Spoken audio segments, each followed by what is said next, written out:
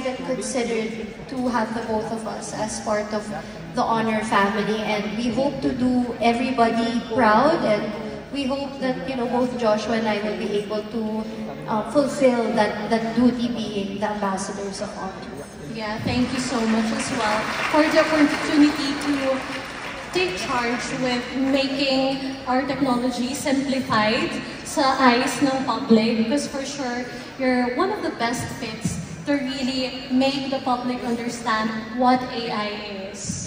Alright, so what do you think, guys, makes you the perfect fit to be the ambassadors for Honor Philippines?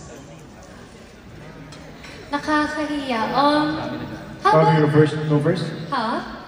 What do you think? Ako, I'll answer for Josh, tapos you can answer for me. Huwag naman ganun. Kasi nakakahiya yung No, actually, mas nakakahiya. When you talk about yourself, like, why am I the best fit? Ikaw na lang.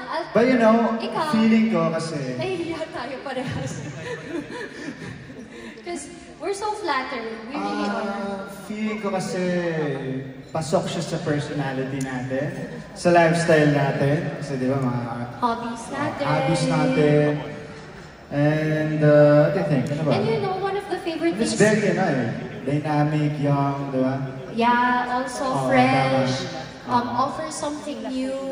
But also, one of the best I remember na enjoy namin ni Josh during the shoot was when we were dropping the phone and hindi siya nasisira talaga. Yeah, durable din siya. So, and it's very durable. And the reason why I'm bringing that up is because we live such a fast life that, you know, sometimes phones can fall out of our pockets, and when they fall, our Honor 400 doesn't break. Sorry, iyayabang ko lang siya.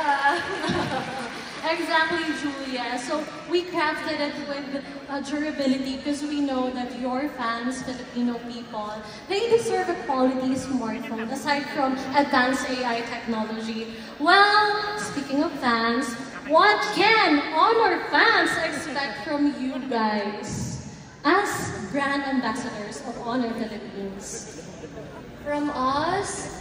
We'll definitely be a community. We'll all be friends, and we'll definitely create and take a lot of moments and memories together.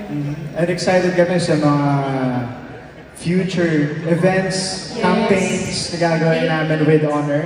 Makakasama nila for sure.